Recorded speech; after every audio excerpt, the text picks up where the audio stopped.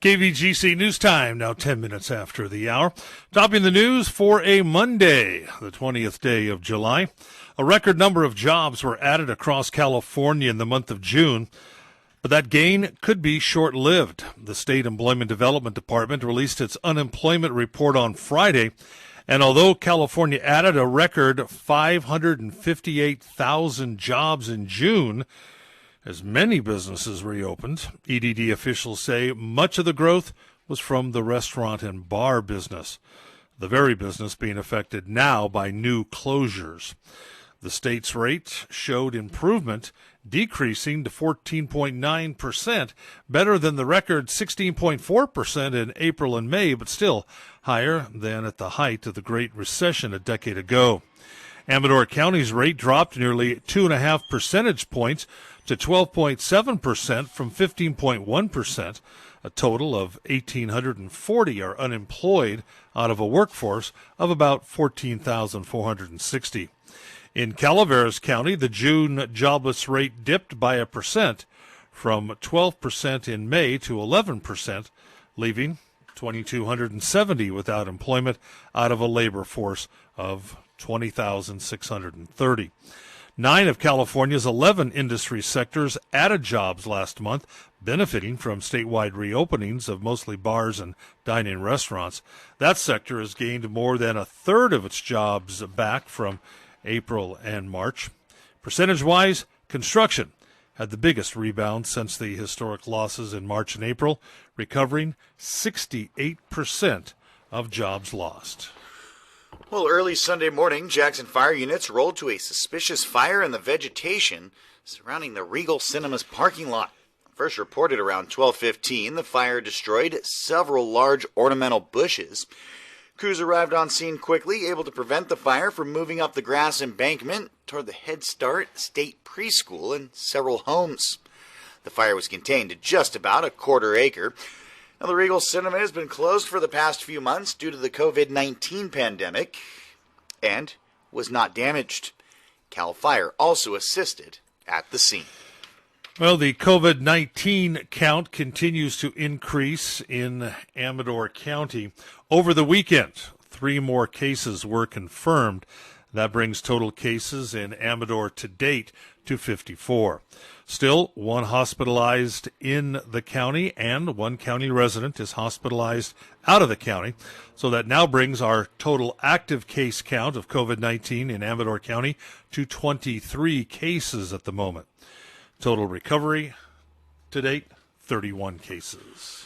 Well, with 12 new positive cases of COVID-19 reported in Calaveras County Friday, Calaveras County Health Officer Dr. Dean Caleta calling for aggressive action. With the 12 additions, the total number of confirmed cases stands at 87. Now, of those 87, 53 remain active. 34 have since recovered, with no deaths recorded.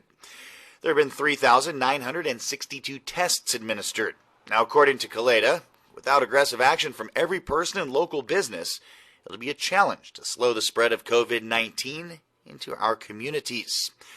Caleta calling on every person to do their part. Individual actions help slow the spread of the virus.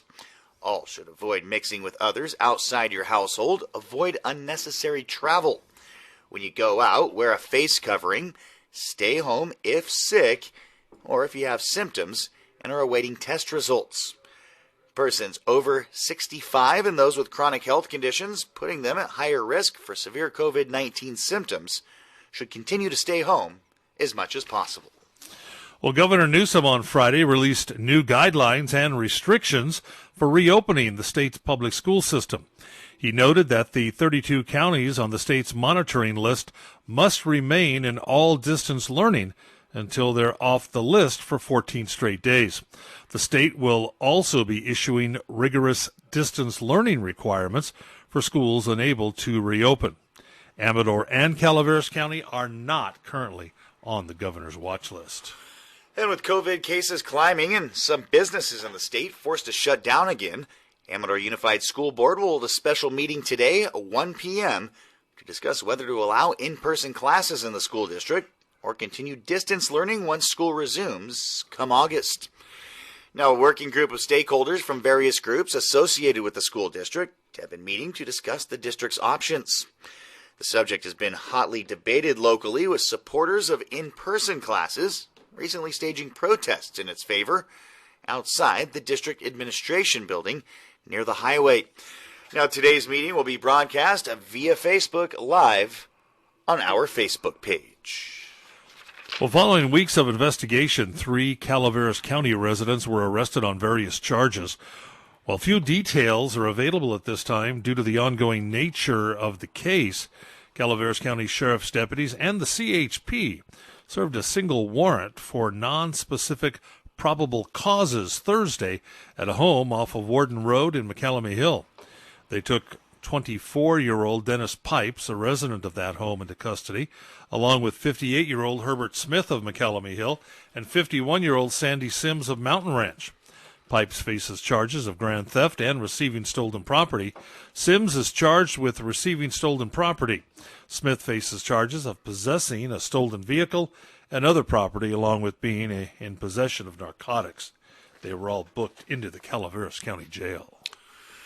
And when PG&E turned off power during planned power outages last year, it also negatively impacted the ability of cell phone towers to continue to operate.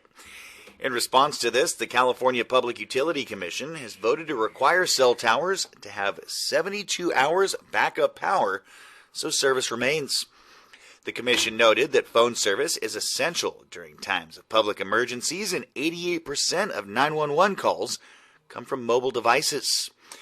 Cell service is also important for receiving emergency alerts from officials. In addition to the 72-hour battery backup requirement, wireless service providers will be required to develop a communication resiliency plan with strategies to maintain service during emergencies. And that's a look at local news on this Gold Country Monday morning. From the KVGC News Center, I'm JD. And I'm Jim Geedy reporting. Remember, for the latest news, traffic, and weather, 24 hours a day, be sure to visit our website. That's kvgcradio.com.